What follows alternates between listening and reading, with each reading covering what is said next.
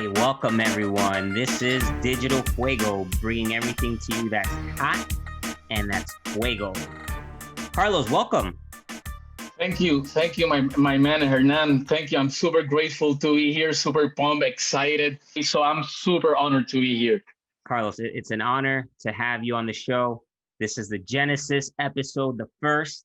I'm Boom. excited. You touch upon the crypto art space and the community, and it's been honestly such a pleasure to have discovered that space and to be a part of it. It is extremely embracing, welcoming, and truly a loving atmosphere and environment. How do you feel about the space? It's a very loving, easygoing kind of community, even though it has all the elements to not be that. Like I was mentioning to you, because you have the crypto element, and I think it's well known to people that have been, especially kind of like in crypto Twitter or even in Twitter by itself for some time, that they can be, they can be somewhat toxic and difficult places to navigate through. And for me, since the very beginning, it's been, very impressive to see how welcoming people have been, how loving. I mean, it feels to me like it's like we're all just like a bunch of hippie geeks, that, that like, like the hippies from the past, they were not on the blockchains. They were all doing it, physical art and, doing all their crazy gatherings. But it seems like some of that energy, it's right now being replicated, but in kind of like a digital metaverse form of it. My experience has been of like meeting some of the most welcoming, warm, intellectually inspiring, beautiful, creative people. And it's really ironic because a lot of you I haven't met physically. Some of you I've had kind of like the pleasure already of kind of like it feels almost like, I mean, we've established a relationship, I would say, right? And once you start kind of like video chatting and talking directly to other people, it feels like you're just, making that relationship more tangible, a little bit more real. But even with the people that I've just kind of like shared Twitter messages and comments, it's strange. It's weird because it's felt like a real community. It feels like a real community to me. Yeah, you're absolutely right. It's funny because I mentioned to my sister, oh, hey, listen, I'm speaking to my friend Carlos, and he's doing this, and he just smashed the USD record, for secondary sales, and she looks at me, she says, "Your friend Carlos, you guys are friends now?" I'm like, well, yeah, we can say that we are friends. The space is so organic, and I feel like Yes. people Yes. are so transparent in terms of who they present and put forward that it is almost easier to get to know someone because I feel like all of the filters are gone. Sometimes when you meet someone face to face, there are these I guess societal norms where you can't Right. do or say certain things, and I feel like Mm-hmm. some of that is gone on Twitter, and I genuinely do feel and felt before we even did our first Zoom, which Mm-hmm. was on another podcast about a Mm-hmm. week ago or so. I genuinely did truly feel like I did know you and like I could Right. call you my friend. And so to Right. my sister, Right. that was odd because she's like, okay, well, this is a stranger on the internet.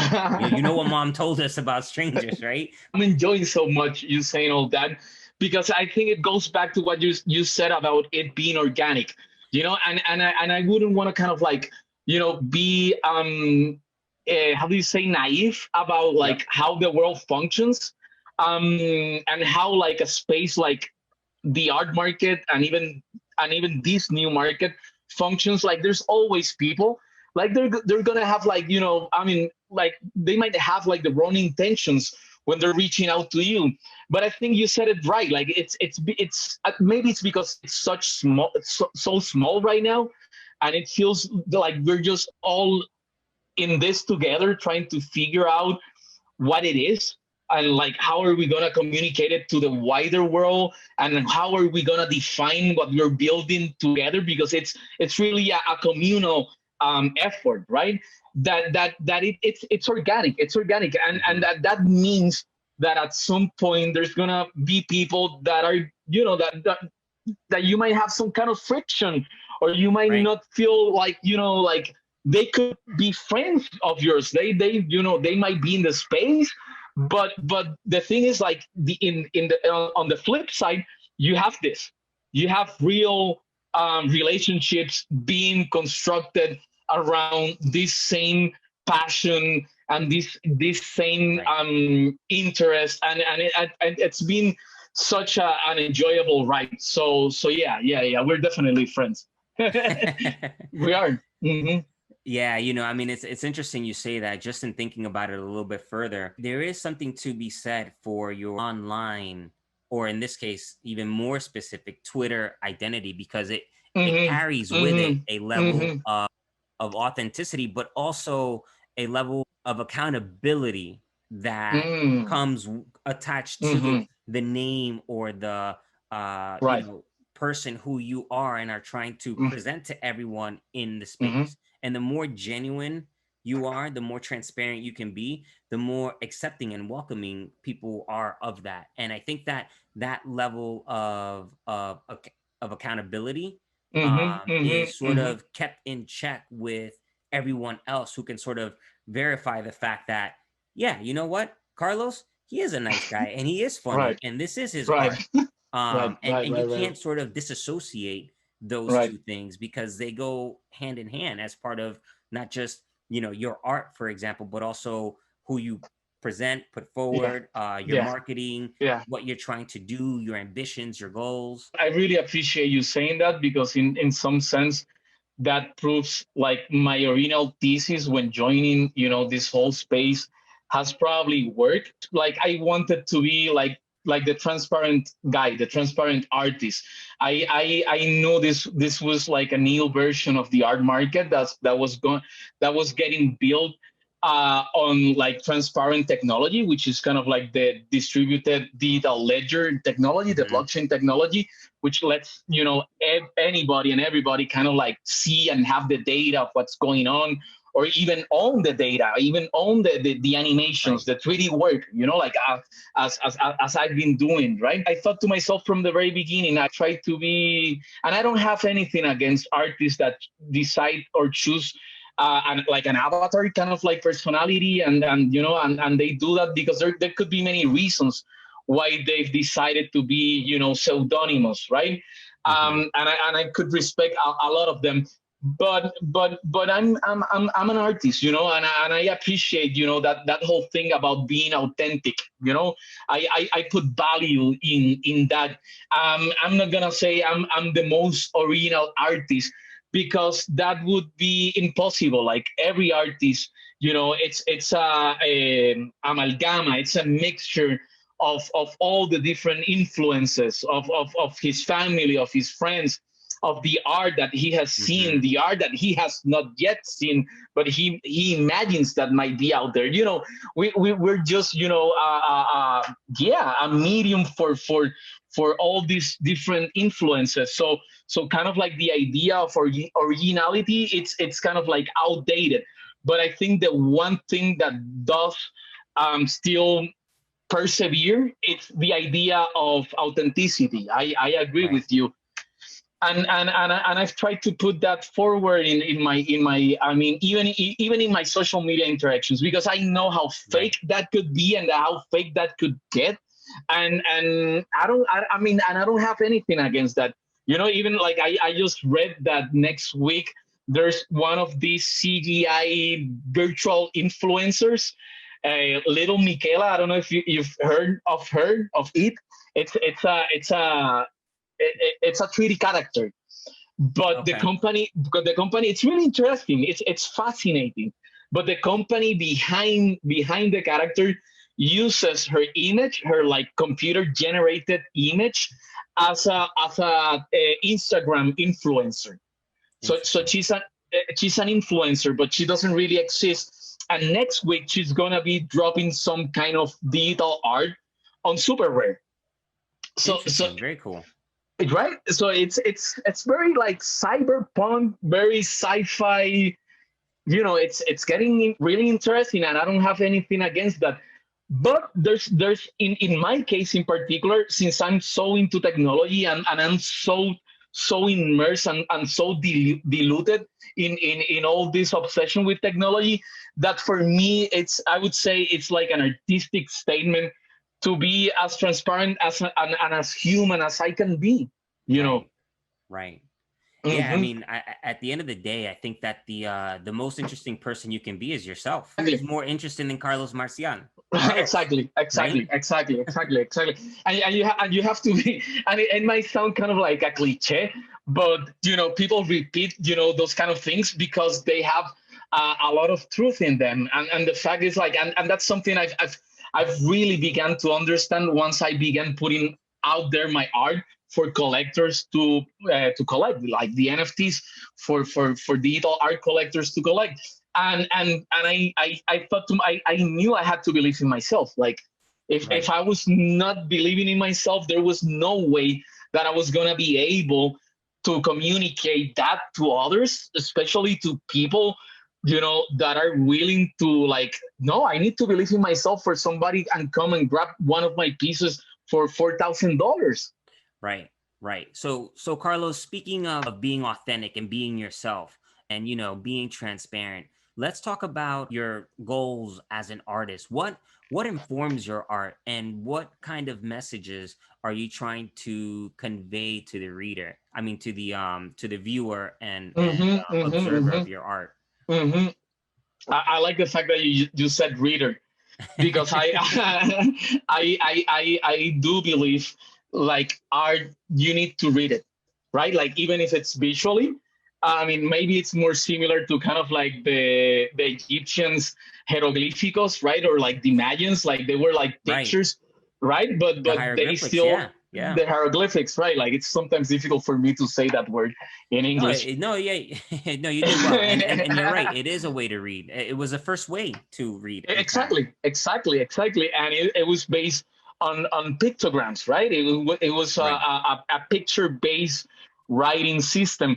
So I'm not naive about, like, my intentions and my goals with my art. I'm do trying to put together some kind of narrative that maybe in contrast to kind of like a writer, like a real, like, writer, or like a screenwriter.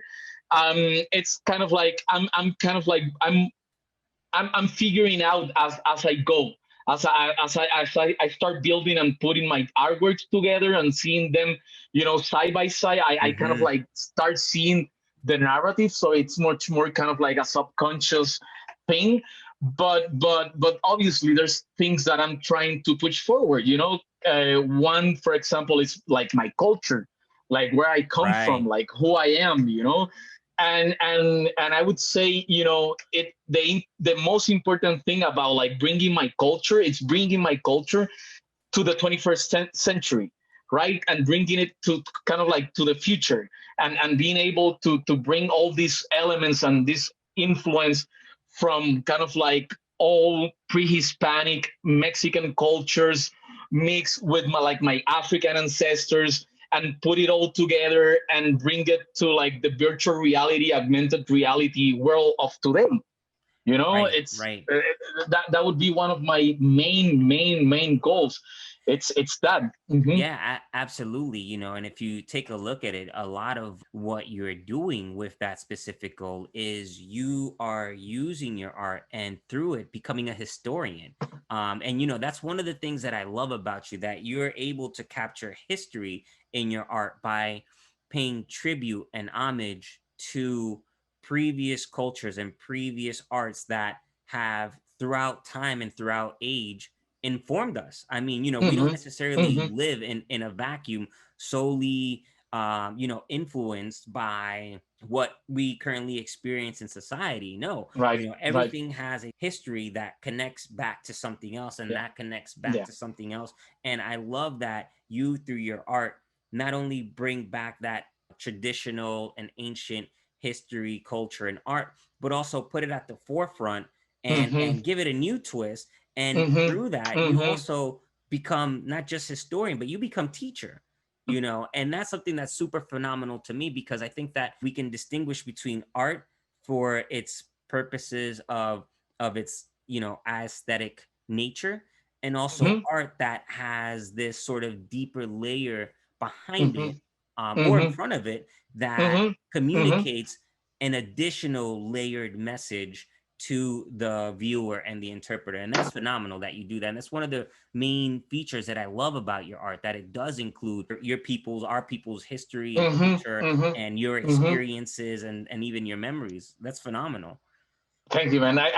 I feel like it's a continuation. Like I have a responsibility as a historical being, right? Like we were born in this time and age with these resources, with these technological advances, you know. But like you said, we you cannot forget where you came from, so Right. that you can know where you're gonna go, right? Like there's no way of being able to thread into the future, right? If you don't know where you're coming from.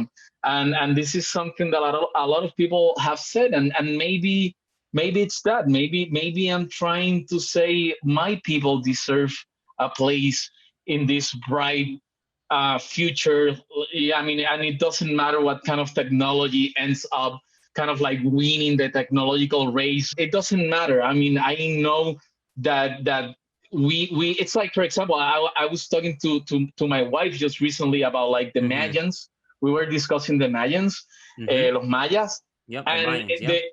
the I mean, it's crazy because I don't know if many people know that there were only like two like very ancient cultures that had that had it invented the zero, el cero, the idea and the concept of the zero, The number right? zero. Right. The number zero. There's Mm-hmm. only like two ancient cultures, you know, before like modernity. One, it's in India, like the you know the people from India, the Indians, like they already had the concept of zero, and the other ones were the Mayans, right? Interesting. So like you would not have been able to have computers, binary code, zeros and ones, Right. if the Mayans had not thought about the idea of inventing the number zero Right. and the concept of zero. Like and it's that it's all about like that transcendence, you know. Like who would have guessed, you know, that, you know, the old Mayans, you know, we're gonna like thousands and thousands of years ago, we're gonna be thinking, sitting down, thinking about the concept of zeros, and then we would have binary code, zeros and ones, letting us have this conversation online right now between New York and Mexico City. We have a right to this future because our ancient cultures have put some kind of, you know, of tribute into this. So for me, that's you know, that's a source of pride, and it makes me want to express who I am, and you're on point with that. I Hmm. love that, Carlos. I love that you said all of that. Question for you. There are forces that push us and pull us. I'm curious to know what forces pushed you towards art and gave you sort of that confidence to proceed Hmm. in the art space. In my case, it's really funny because I was like, my dad is a painter. Mm-hmm. He studied, like he came. I was born in Mexico because my parents, they both came from Puerto Rico. My Okay. mom, she's half Mexican. My grandmother is Mexican. Okay, I mean, it's a really long story. It all goes back to my granddad, because he was like, he was from Puerto Rico, and he was like a really black, dark skinned dude in Puerto Rico in the 40s, and he wanted to study medicine, but he came from like one of the poorest areas, municipalities of all Puerto Rico, called Cataño. Like still to this day, it's like a very working class, you know, municipality, municipio, as we call them Mm-hmm. in Puerto Region. Rico. Yeah. Region, yeah, yeah, yeah. Still to Cataño. this day, Cataño, still to this day, you know, it's very black, it's very working class, you know, but it's a beautiful place. Like by all means, you know, like has a lot of culture. It's just beside the sea, you know, so you have the ocean. It's a beautiful place. and he wanted to become a doctor, and he originally had plans to go to the US.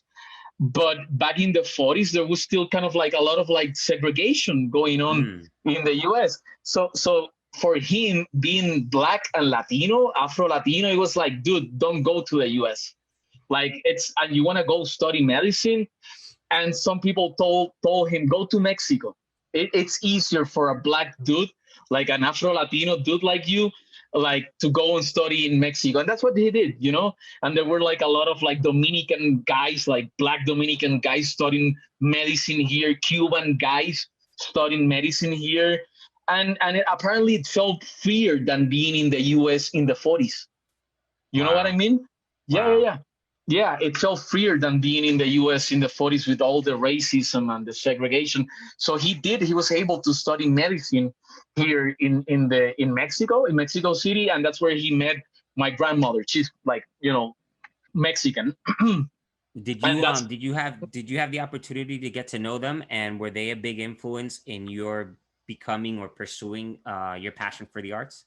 definitely like my granddad, his dream was to be a salsa, a piano player for a salsa band. That was like his dream. So he eventually, like, he became a doctor, and he Hmm. eventually was able to get himself one of like these big, you know, and we say in Spanish, piano de cola, you know, like the big ballroom pianos. Yep. And I remember like he died when I was kind of like 10, 11 years old. So I didn't have him, you know, like I only had him for a little while. But I remember every time like I would go to his house, when I was walking into the door, I would hear the most beautiful salsa riffs. Pam, pam, pam, pam, pam, pam, pam, pam, pam, pam, pam, pam. And you could hear it, you know, from his, and I know he was very proud. Like he would, like he came from like a very poor background. He built himself up. He bought himself like this ballroom piano, and he taught himself how to, like, he That's never, amazing. you know, got no like proper, you know, classes, and he taught himself how to like do a couple of salsa riffs and that kind of thing. So I was like exposed to like beauty and art, and art as a therapy, art as something you do to kind of like take off the dust of everyday life. Yeah, that's amazing. So he was able to proceed with his career in the, traditional world of medicine, and Hmm. also Hmm. pursue his passion, and even, I would say, second career in the arts, and Hmm. self-taught pianist. I consider that a genius. For me, instruments weren't the things that came so easily to me, but when you are self-taught, I believe that's incredible. There is a certain level of genius that comes to the ability and skill for one to be able to teach, him or herself. Wow, we could go there. I think that's been, and I think actually you had one of, in one of like the questions you sent me, Yep. like, you know, like university and like college education versus Yeah. YouTube University. Yeah, I mean, right. So that's definitely one of the that's definitely one of the topics that I'd like to address with you. You definitely studied at Drama Center London, and hmm. you Hmm. studied as well at the University of Puerto Rico. Yeah. And so you have that traditional schooling, but then you also have what I call the YouTube university education, where Hmm. you learned a lot of your current techniques, how Yeah, the yeah. traditional sort of education helped to form maybe the foundation for you, and how Hmm. useful it's been for you, and then talk about how the YouTube university education you've received Hmm. has Hmm. helped you and further enhance your skills. Hmm. Hmm. Man, that I appreciate, like, straight away, like the simple answer, it's I appreciate both. You know, I come, like, both my parents, like I told you, like my grandfather came from a very difficult background, and he Hmm. found a way to educate himself and get himself, you know, out of poverty. You know, he never became rich because he went back to where he was raised in Cataño. He went back to Hmm. Cataño Hmm. to give back to the community. Like he knew he wanted to do that. You know, so education uplifted our family. Education gave us, a wider conscious of what role you can play in your community and in society. Um, Both my parents valued education, so I grew up with that, also that sense of like going to, grabbing like a university education and going through that.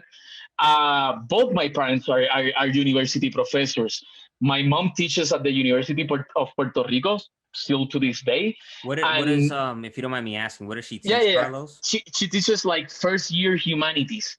So she gives an introduction, kind of like, all. She starts with the Egyptians, goes to the Greeks, the Romans, gets to the Americas, the whole kind of like humanities introduction, right? And my dad, he teaches painting at the National School of Arts in Old San Juan, in Old San Juan in Puerto Rico. So they're both, intellectual university professors, university educated, obviously, people. So I grew up with that sense of like, and I saw like, my granddad was able to move, like the family's progress a little bit Mm-hmm. farther. And then Mm-hmm. my mom and my dad, they came, and they kind of like raised the bar a little bit higher.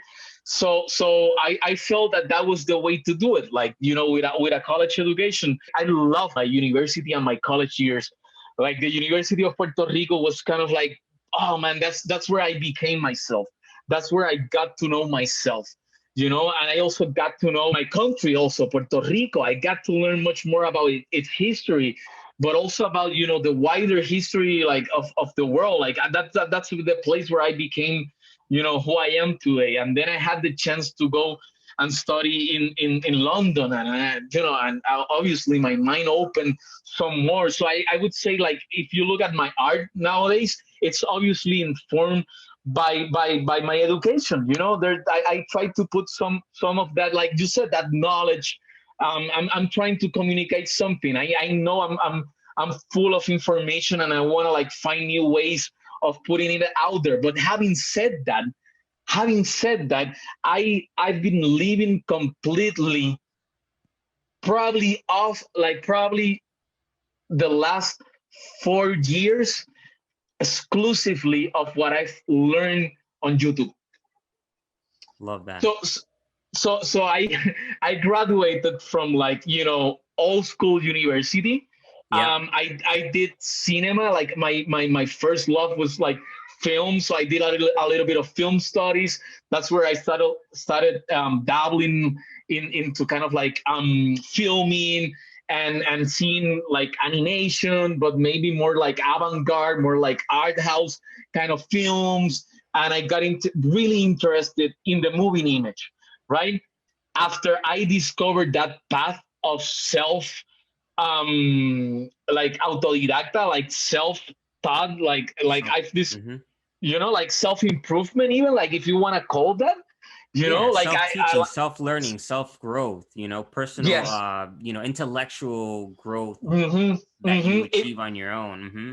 it's like Autodidactism. I've multiplied whatever I was able to earn with only my university education, to be honest. And then, no bullshit. Like I graduated, I found a couple of jobs, right? Like I survived. I've done everything in this life. I've worked every kind of Mm-hmm. work that you can imagine, even flipping burgers in Burger King. Like I've done everything, Yeah, Um, it's funny and interesting that you mentioned that, because I think that in the Bitcoin space, there's a lot being said about education, and I think that they have some valid points. Some people are in the camp where a university education is worthless, and to those who have previously done that, they sort of are to an extent demeaning about it. They put you down and say, "Oh, you ended up was with a lot of debt." I agree with you. For those who already have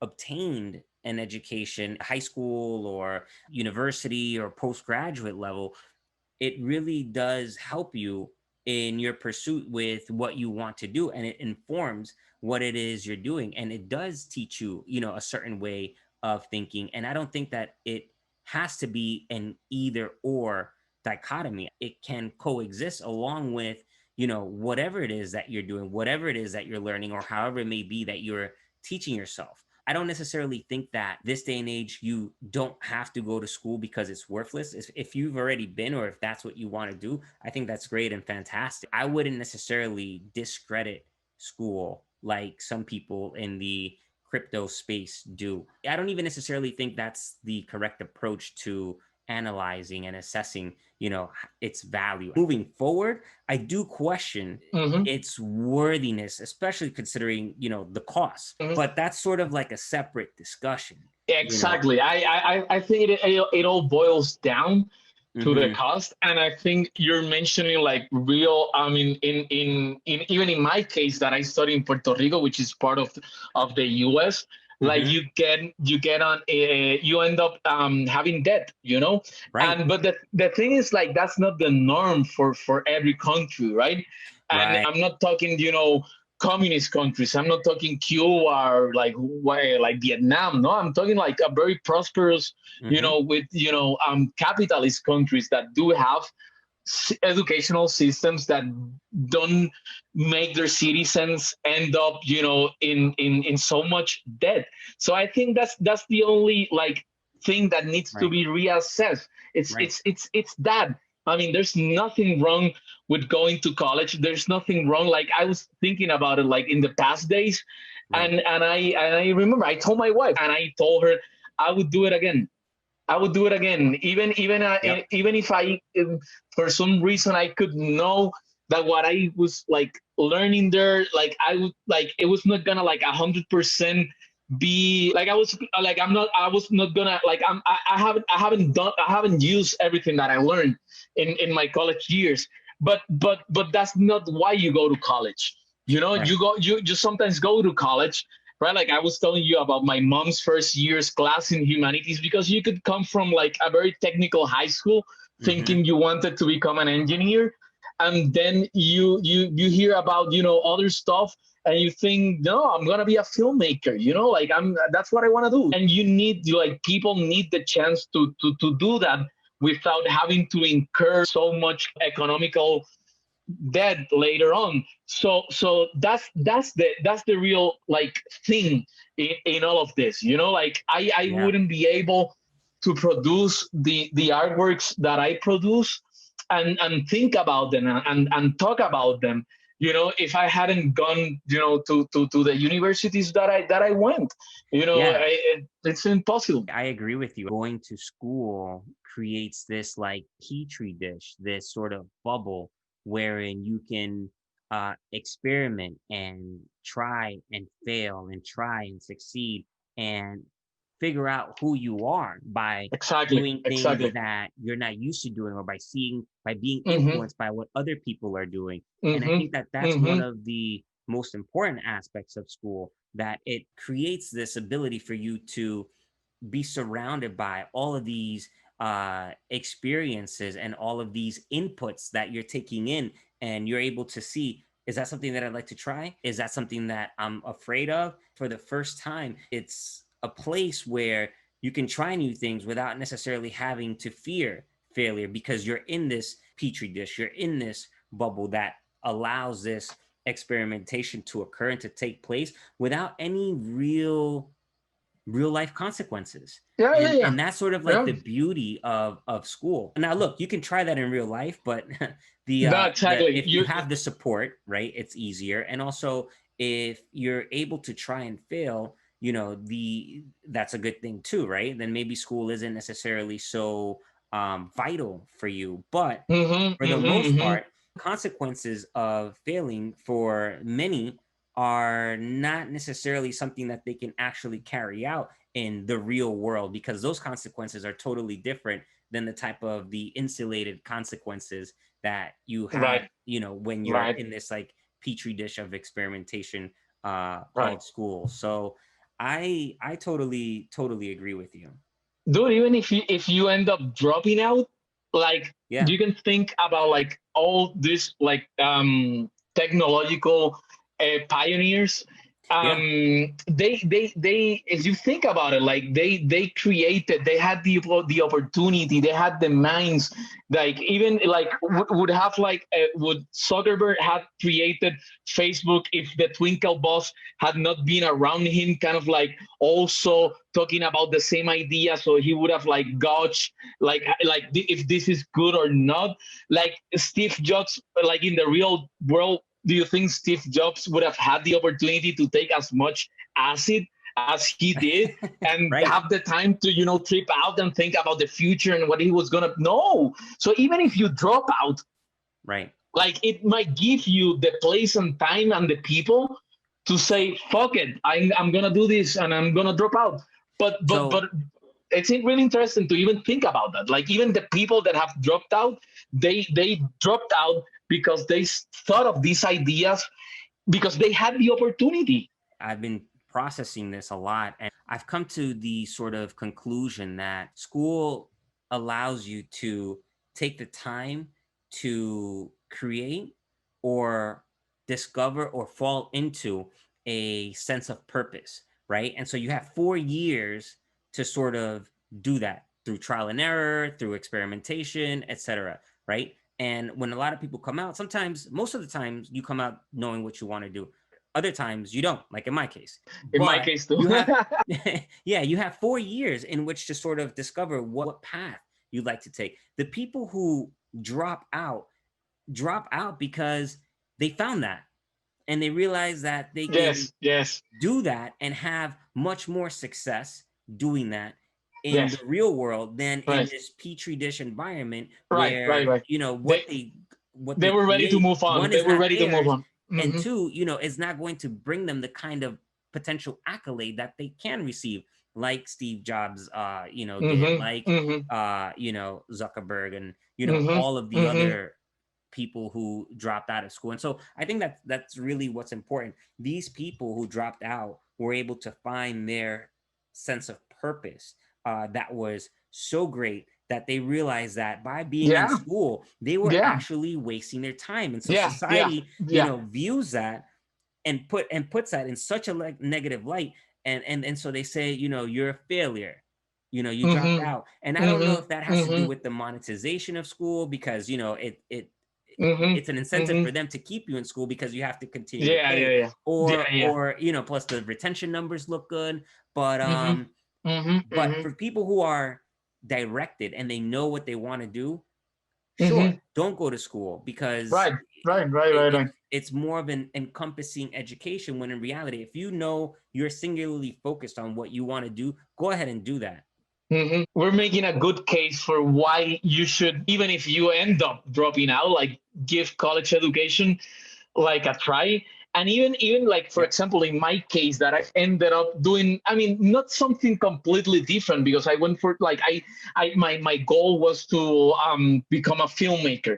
Mm-hmm. So I did film studies in the University of Puerto Rico, and then I did an MFA at the Drama Center in directing for film. Like I've always wanted to be a film director. Mm-hmm. So it's not like I made like this radical change and I became an engineer, or I even became like a developer, right? Like that would have been like something like I've seen that, like you got much like every day more and more people, saying like Mm-hmm.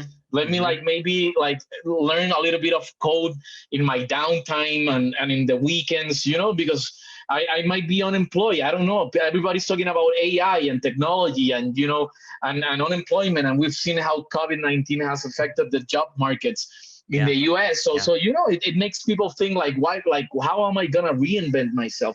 What am I gonna Right. do? Even if it was not a drastic change in my case, it was still, I had to reinvent myself. For the longest time, I thought to myself, I'm not gonna accept anything except becoming, like a proper film director. Like that's my thing. Like that's who I am. That's who Carlos is. And for some time I hold on to that idea. And I think that's ego, right? Like that's who Carlos thinks that Carlos is. It's not really me trying to figure out in the throughout the journey and letting life also tell me who am I, you know? If I've done something right in my life, it's the fact that let go of that idea of who I thought I was, or who I thought I was going to become, right? And I Right. let And life affect me. Mhm. you bring up a good point, in discussing who you think you want to become versus what we discussed earlier, the forces that push and pull you towards and away from, that which you do want to become. What would you say was an experience or two, or maybe like a significant experience where you realize that you sort of had to pivot from becoming a film director into the next stage in your life? Two things. My second daughter. So I Hmm. became like a dad for the second time. And I thought to myself, oh shit, this is getting real. Like it's not only like it's not one anymore. And then actually I've had like difficult situations in my life, Hmm. had like sort of pushed me into different, like you say, like I love that, like the pull and push and pull kind of energies. For the longest time, I was a university professor here in Mexico City. I would say that's one of the best things that I got out of like getting a postgraduate university, was that I was offered, a university class, and I was teaching something that I thought it was really cool. I was the first one in that university to integrate a class in like live film, like directing like live actors, like using green screens and then using technology and 3D art to create, sci-fi worlds and sci-fi stories. So I was like teaching this Very class, cool. and at the end, like the students like ended up almost always doing kind of like horror or sci-fi short films, because I had a mix of students that wanted to become film directors and Hmm. others that wanted to become 3D artists and VFX artists. So I was trying to put, all those kids together, so they would, they could end up making, bigger short films that looked, more like had bigger production value. 5 or 6 years I Hmm. was a university professor. Then there was like a big earthquake here in Mexico City, so a couple of the buildings fell Wow. in the university. So I mean, Wow. my life is like out of like a film. Like probably that's like why I love film. So and I was on my way to one of those buildings. I still think to this day I had to travel a little bit because we had moved to the outside of Mexico City, so we could Hmm. have like a bigger house, because we had just had my second daughter, Yeah. so we would have more space. So I had to travel more to get to the campus. Wow. And I swear, man, like that day I couldn't leave. There was something. I felt it was my wife. For some reason, she kept saying something or asking me something, and we kept talking, and it was nice, and I felt comfortable, and I felt like I don't want to leave her. I'm in this perfect place, and I left late, so the earthquake didn't catch me inside the building. Wow. So you had this feeling, this premonition, this omen that kind of told you stay, stay, stay. And because of that, you were able to sort of avoid that entire In there um when the like buildings fell. Yeah, a couple of students were wow. unfortunately killed. And I think even Wow. to these days there's like lawsuits and stuff going on, Wow. because like the things were not properly, like that's the corruption we see in a lot of our countries. Like they were demanding, like saying like we were supposed these buildings were supposed, it's like a private university here in Mexico, so it's like the kids of like well-to-do parents, of like wealthy Yeah, families yeah, right. here, and Right. they were really mad because they thought they were paying more, right? And they were paying much more for this private university because it probably had all the security things, put Right. into place, and Right. no. And they even like, I'm not gonna go there, but there's always some kind of like corruption story, like there should have been this put into place, and somebody just took the money and didn't put that security thing you Right. know Right. And then that costed the lives of unfortunately of these kids. After that, because I was like part-time and I didn't have like like a proper contract with them, like not like a like like you have So like you this were an adjunct. exactly, that's the English Okay. word for it. They went into all these problems because of the buildings falling, and they being demandados by Yeah, the they were they sued have them. this yeah. So I ended up like I lost my job. I've been like putting out my animations on Instagram, on different like digital platforms. Obviously before all of this NFTs Mhm. blockchain thing Mhm. came Mhm. into fruition. But I've been always practicing. When you study film, the problem with film is like you cannot practice every day. It's impossible. Like Right. you cannot direct a film every day. But using 3D technology and nowadays with virtual reality and all these things and all this building of 3D worlds, it's kind of like I build every day my own. Like if you think about my infinity rooms, they're film sets. Right. Right. They're film sets. I love them, by the way. I love Hmm. the idea and the concept and the development of the 3D Infinity Room. It's fantastic, and it's really a style that is quintessentially your style. Yeah, yeah, Talk, yeah. I think so. talk I to us think about so. that. So that was inspired by your passion for film. Talk to us about how you came to the idea and the conception of the Infinity 3D Room.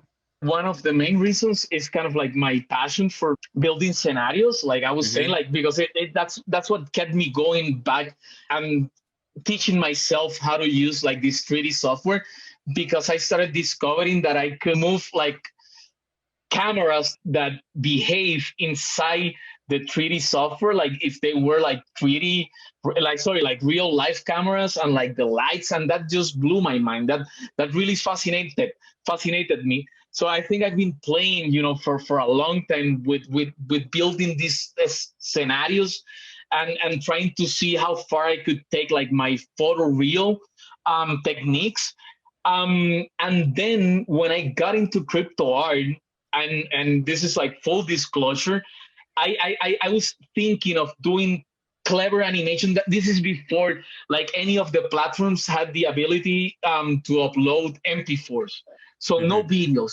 So they had to be GIFs or GIFs. I don't know. Like some Yep. people like to say it differently. Yep. And I thought to myself, like, what can I do that can still be cinematic and can be photoreal and can be impactful and Mm-hmm. can fool people? But I'm saying this not in a like a negative way, more kind Right. of like in a magician kind of way. Right. I was just trying to figure out how to like I showcase how good I am at doing 3D stuff, but still being like being able to fit it all in a GIF that could be uploaded into Superbird.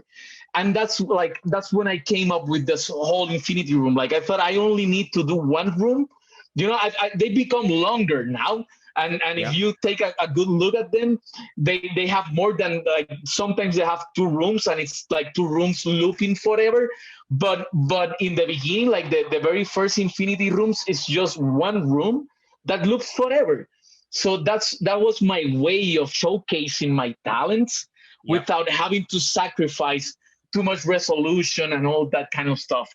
It's really interesting because it's something that I developed after discovering crypto art. Like all the techniques and all the things I was doing them before, but the Infinity Room as itself, as we know it today, it's a product of me jumping into crypto art.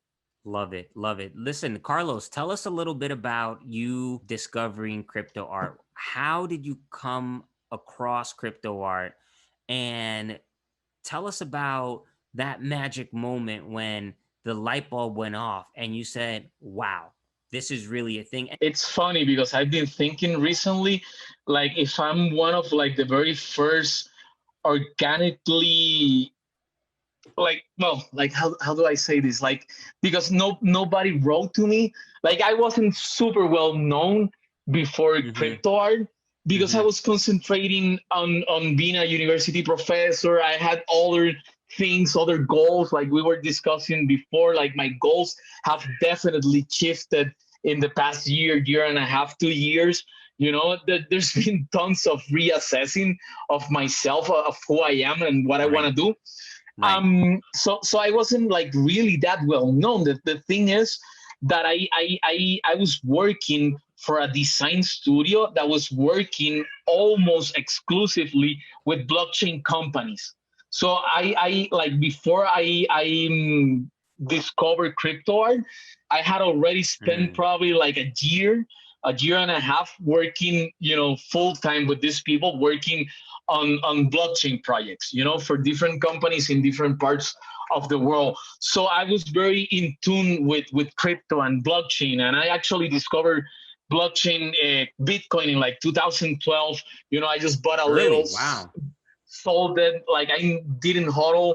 Like that's one of my biggest kind of like, oh shit, why I didn't have the the Listen, we foresight. listen, we all have that regret though. It's Yeah, yeah. you're not the only one. It's I only hope so. afterwards that you I hope realize, so. yeah, it's only afterwards you realize, man, I should hold on, or Yeah, now I see yeah, how important and valuable this is. yeah. But the good thing is, it all came full circle. And actually, I learned, like, I read about Bitcoin in 2012, and I told a good friend of mine about it. And then he kind of like eventually he heard about it again in the news, and he was like, oh, this is the thing that Carlos told me about it. Like, I really need to, like, check this out. So he went, like, de cabeza. He just jumped Yeah, yeah, in head first. head first, head first. He just jumped into it, and eventually through him, I got the job, with the design studio working for blockchain companies. So even if I wasn't able Awesome. to like, but that's why I like to share like knowledge, and I don't like hold on to Right. knowledge, because even like if you're not the one who's like able to really see what's going on with the information, maybe if you share it with your amigo, with your bro, with your hermano, he might be able to kind of like decipher it and read it, and and it's better than nobody being able to do something with it. So it all Right. came like eventually full circle. Like he was the one who got me working for this design studio, working with blockchain companies, and being like inside that studio. Obviously, it was like a big chance to jump back into crypto, right? And then I began, like that's when I said, no, it's not gonna happen to me again. Like now I'm hodling. I was being part of my salary was being paid in Bitcoin. You know, That's awesome. so I That's was like, I was receiving every month, and I was like, dude, this is working, this is great. And also I discovered NFTs there. Like when CryptoKitties came out, I was like joining them. So everybody was talking about CryptoKitties. I didn't pay that much attention, but I always kept talking with the designers in that studio, like how would it be to do like CryptoKitties with games, with video games, because I do like video games myself also. And that's also something that I could see myself doing in the future, like mhm. doing, working for blockchain based video games, and even directing them. That would even be cooler than directing films, You heard it here right? Like, first, guys. All of mhm. you video game companies, Carlos Marcial, he is for I'm gonna jump hire. in. Hire him Yeah, ASAP. yeah, yeah. I will. I wouldn't like, if it's a good, like, proposition. Like, I would definitely Listen, but consider it. Carlos, Mhm. you can't stop producing your awesome art for us too. I hope that, if you do get No, hired by a video right, game blockchain right, company, you don't stop doing what you're doing. We need that. right, right. And it's such a dilemma. I've been thinking about it, like, because it's man, it's been great. Like, it's the first time that I've been able to live off my art, I love that. not a design project, not a product, right? Like, even if I end up doing video games, at the end of the day, the video game is it's a product, Hmm. and it's something, different, even if it's artistic, and it's but it's because it's been mind blowing, it, man. Like, I would have not guessed in 1,000 years that, especially now in the middle of a global pandemic crisis, I would be living off not even art, because if you had said to me, oh, you're gonna become like a successful artist and people are gonna buy your paintings and you're gonna start painting and people are gonna buy your paintings, I'd be like, okay, yeah, because people do buy paintings. But digital art, like this is the future, man. Like I'm living inside, one of those cyberpunk worlds, you know. I Yeah, would have not I'm sure it guessed. almost feels surreal because the perception is that in society, the artist cannot live off his or her art until the artist is dead. I mean, think about that, Yeah, right? yeah, yeah, yeah, And even then, yeah, you can't live off of it because you're not alive. But the artist yeah. starts making money for the most part when the artist Hmm. dies. It is few Hmm. and far Hmm. between the artist that makes it Yeah, to the level where yeah, he or she can live off his or her art and thrive right. from it. Most artists have a Yeah, job or two or three and do the art as a hobby, or if they do it full yeah, time, it's yeah, romanticized and yeah. not necessarily even romanticized. Yes, it is romanticized, but it is a thing that the artist, for the most part, lives a very poor, meager life. And that's sad. And that's one of the beautiful things I think that this NFT space and the crypto art scene Hmm. has created, the Hmm. ability for artists to live off their art and be successful through their art and embody that spirit and put their soul out there. Now it's not only cool to be an artist, it's Hmm. actually something that you want to strive to do because Right, you can achieve success much more so than you previously could. right. I think it's becoming cooler for different reasons than before. I Right. think for the most part of the longest part of the 20th century, like being an artist was cool because even if you were poor, it was cool, right? Like even if you were poor, you were kind of like the cool kids that would get together in like this like dark danky club in Paris, to talk Yep. with Hemingway and get drunk and even if you found a little bit of success, you were still kind of condemned to be kind of like a pariah and Right. live on the fringes of society. And me for the longest time, probably because I saw my dad, I think he was in part kind of like that kind of guy, and he drank too much. He was kind of like the embodiment of the bohemian artist. Mm-hmm. And I Mm-hmm. saw my mom struggling to sell his art. And actually my dad saw some of his paintings. Most of his paintings he sold them because for the longest time when he was really close to make it as an artist. I'm talking like even he was like a local artist in Puerto Rico. He was getting to be well known. And actually he was at one point invited to I think it was like an exhibition of Caribbean artists in Paris, in France. It's kind of like, yeah, I mean, if you think about like the old school kind of like goals, like, I'm pretty sure one of them is getting like an art exhibition in France, in Paris, of all cities. It's either like Paris or New York. If you can, showcase your art either in Paris or New York, like you kind of made it. You So made it. so you made it. So my dad was kind of like getting there, but his drinking got in the way, Mm-hmm. and that kind of like mentality of like you have to be this kind of like tortured bohemian artist to be a true artist. And probably because I've never liked that aspect of him. He has many aspects that I respect and that I like, but I Mm-hmm. think it's always interesting to see how we as parents can, even in our shortcomings, be teachers for our kids. you know like even like say like embrace your shortcomings, because your kid might see that and say, no, like I love my dad but I don't want to do that, like Right. that kind of thing. So for me, I think it's like I at some point I said to myself, I'm not gonna be that bohemian artist. Like I think that's bullshit, or at least I thought that's old school, and that's like that's passe. Like I should be doing something different, and I should be thinking about the role of the artist differently. And I think it's becoming cooler because you don't have to be the poor, disenfranchised, hungry. You can be Right. successful. You can be successful. You can live a good life. You can live a healthy life. You don't have to be an alcoholic to be an artist. You don't have to be a drug addict to be an artist. Well, That kind of right. thing.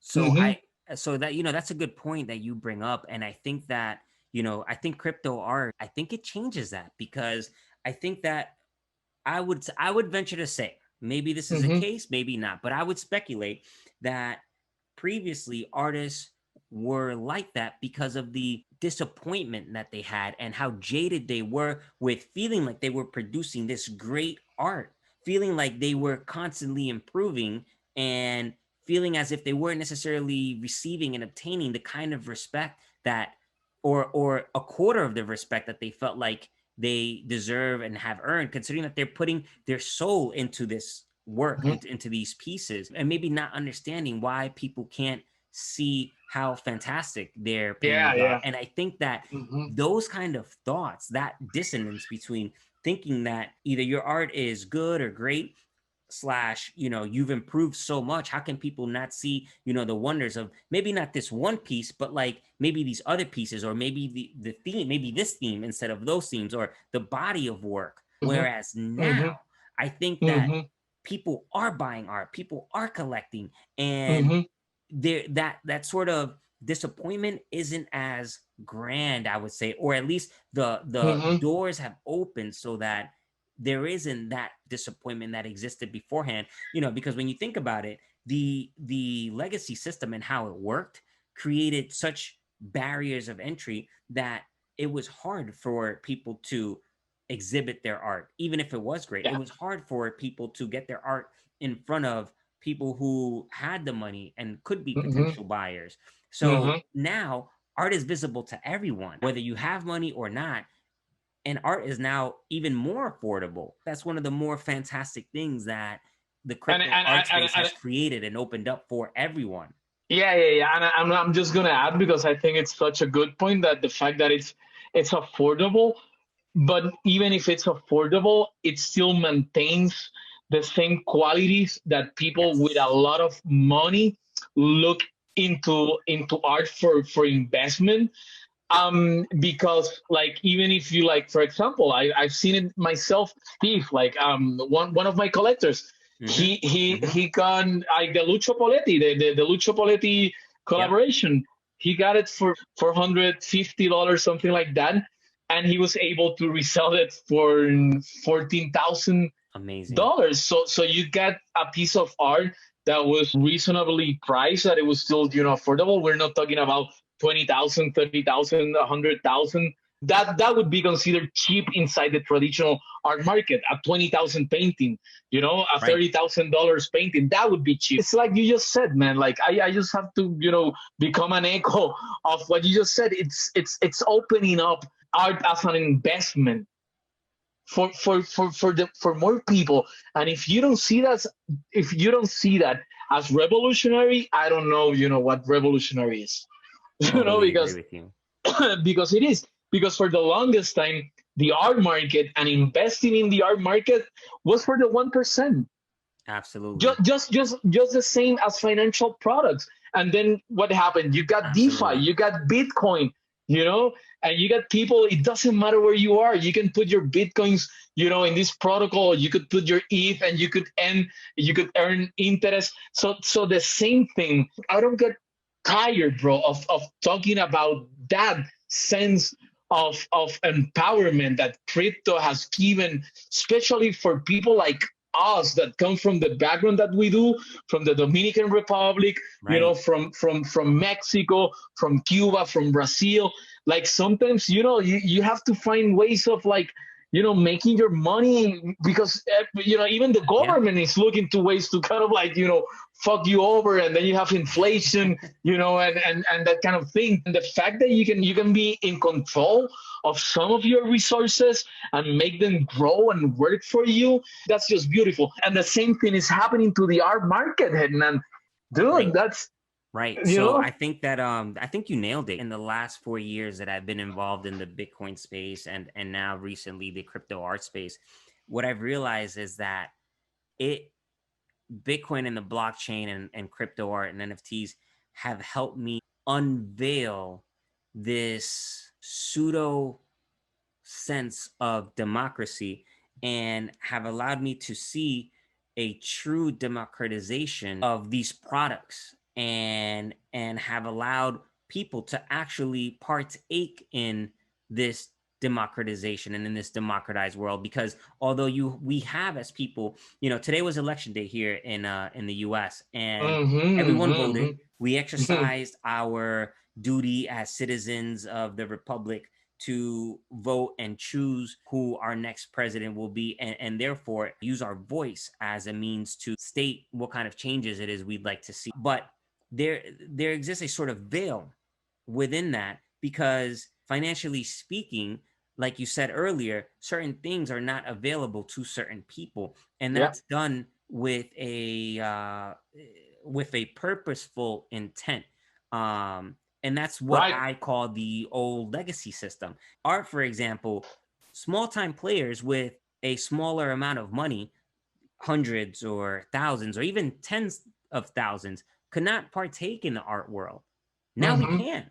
You Yeah. could not really participate in financial products and accumulate money because you either did not have access to that type of information, or if you did, you were debased and devalued through various means that I only started to learn about as I learned Mm-hmm. about Bitcoin and blockchain Yeah. and monetary supply and fixed supply. Yeah. Yeah. So Yeah. what's happening is an evolution and also a revolution, and it's a beautiful Mm-hmm. thing and I love it. Yeah. And more Yeah. Yeah. people are sort of reclaiming their happiness Mm-hmm. through ownership and through Yeah. Yeah. transparency and Yeah. all of these qualities and characteristics that the blockchain and Bitcoin and crypto art has to offer us. And it's a fantastic and beautiful thing. I have to agree that I think it's a democratization of the A true capitalist system. democratization. And people like to talk about the good things about capitalism. Yeah, I can see them too.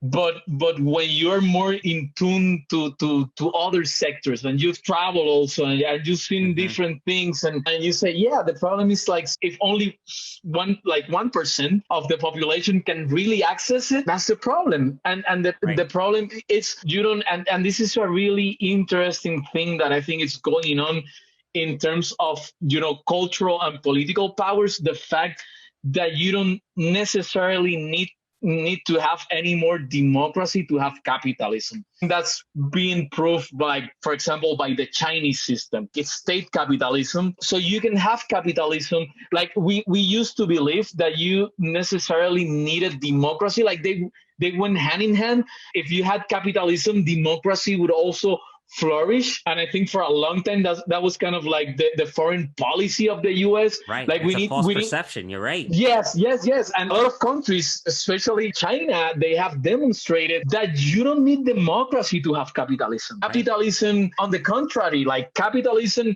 might even work better if you have like an authoritarian government being able to devalue the currency as easily as the Chinese government can do it. You can be more efficient even if you don't have democracy, and you don't have to ask people every year and now and then what do they think about starting an economic relationship with this country or with this. No, no, no, no, no, no. They've proven even like capitalism can even flourish more without democracy. So the Right. So fact that this. capitalism is a false sense of democracy. Yes, yes, yes, yes, Yeah. yes. I think so. Yeah. I think so totally. And the fact that we're here saying we love this because this is making capitalism more democratic, it has a lot of value. It's a strong statement. You're saying I want capitalism, I can see the benefits of it, but I'm worried also that capitalism doesn't necessarily bring democracy. That's a false pretense, right? Right. The right thing would be to fight for a much more democratic capitalism.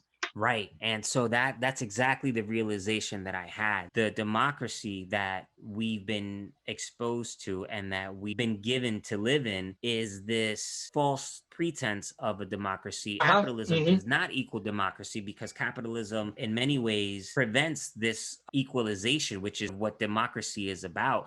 And I think that, Mm-hmm. Mm-hmm. Bitcoin and the blockchain creates this efficiency is really what I'd like to call it. This Mm-hmm. efficiency where Mm-hmm. it for once allows for capitalism and the economic structures that Mm-hmm.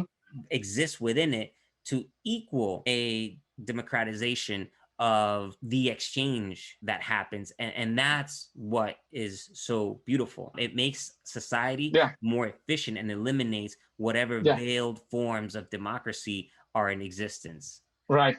Right. I agree completely. What's next for you? I've seen some of the trajectory of your work. What motivates you now? How is Carlos Marcial going to take his art a step further? Or is there a pivot maybe that you are considering? And are you looking towards more collaborations in the future? I'm laughing a little bit because when you ask what's next, I mean, don't I was reveal gonna. all the secrets. I know that some things can't be revealed, but No, no. I was just gonna be, like, funny. I was gonna say running for U.S. president. Like I love it. you heard it first here.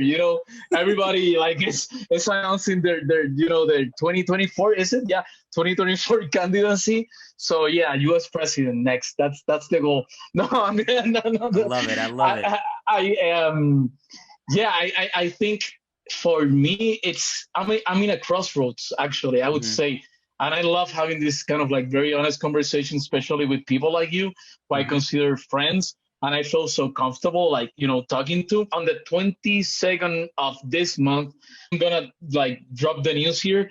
I'm planning Awesome. on tokenizing an infinity room that it's gonna mix the infinity rooms with probably the other more well-known series of mine, which is the Fiat es Violentium. Fiat is Ooh, violence. The one with, like, I use the guns and I put like the US dollar, I love and that I've done series. like the Mexican peso, and I've done, the Russian ruble, all of them, the Chinese yuan. The Fiat is violence. Like, going back to what we're talking about, like, I feel so passionate about that. I've used my art to talk about why crypto is liberating. I'm going to do an infinity room that mixes also the other series, the Fiat is Violence series, and I'm dropping that on the 22nd on Wow. Super Rare, which was like the first platform that I used to tokenize. So my first token was tokenized on the 22nd of November of 2019. So I'm basically just gonna like celebrate my first year of doing crypto art, So the one right? year anniversary, you're dropping One, this Infinity Room of the Fiat et Violentium series. yes, Amazing. Amazing. yes, yes. And if you heard this first, like, you're hearing this first through here. So yeah. I love it. And yeah, and I'll keep collaborating. That's one of the other things that I love about this space. I have a couple of collaborations in the works. One of them is really big. I'm not saying anything yet. I'm super excited about that one. It's gonna drop in December. Collaborations, 100%. It's this is global, man. Like, we're talking about global culture, and not in like the bad way of, like, it's the globalization of only one dominant culture. I would argue on the contrary. Like, one of the things that I most enjoy about crypto art is seeing art from all over the world, right? Absolutely. Art from Nigeria, art from the Philippines, from Thailand, from China, from Europe, South America. And it's been eye-opening, to see all these different expressions from all these different artists all around the world. And the crazy thing is, like, they're just only like a message away. So I could get a message Right. from an artist in Africa today, and we're collaborating the next week, and in 2 weeks we're dropping a collaboration between somebody in Africa and somebody in Mexico. Wow, it blows my mind because people believe that with the advent of technology, chatting and all of that, we would become more reclusive, socially distant people. But really, listening to you speak, the collaboration that can occur has actually widened now, because now you can work on a piece of art without having to send it back and forth the old school way Physically. through Yeah, mail, yeah, or without the yeah, person having to travel. You can digitally send it to yeah, someone, they yeah, can work yeah, on it, yeah, and yeah. literally it's a collaboration between two artists in two different locations that Hmm. each have put in his or her own style into the Yeah, piece and have created it together. It's phenomenal. It's great. it's It's a it's crazy. digitally global collaborative space. It's awesome. It is. It's digital fuego, papi. It's the future, you know? It's all over the world. It's integrating all these different cultures. It's Hmm. trying to make those distances less meaningful. And I say this, and it's gonna sound like a freaking jingle or like a slogan for crypto art, but it's true. I could be collaborating today with an artist from the Dominican Republic, tomorrow with one from Nigeria, the next day with one from Indonesia, and I could be collaborating with an artist from a different country every day of the freaking week if I want. I love it. And then it all gets put on a decentralized. So if you want to make it still much more global, but I love much more the word decentralized than I love global, but because global could Hmm. also kind of like American movies are global, but they're not Gotcha. necessarily global culture, right? Like they don't necessarily represent Right. the accumulative creativeness of all the different cultures. Even if you think about the Right. US Right. as a melting pot, still nonetheless, US films are global, but they're not. And the thing with when you think about decentralizing culture, when you think about decentralizing art, there's no center. Right. Right. There's no Hollywood. Yeah, you're taking various influences and cultures and putting them together into one, as opposed to your idea and version of global, which I actually do agree with, which is Mm-hmm. one ideology being Mm-hmm. dispersed everywhere. Yes. Yeah, no, I Yes. totally agree. Yeah. Love Yeah. that. Perfect. Cool. Yeah. Carlos, man, Exactly. listen, thank you so much for doing this. I totally appreciate you. I'm grateful for Likewise. you. I sincerely appreciate our friendship and our hermandad. I wish you nothing but success, and I'm Thank you, man. cheering for you, man. I'm cheering for you. Thank Gracias, you so brother. Te much for quiero, being on papá. Digital Fuego. Seguro que sí. Digital fuego.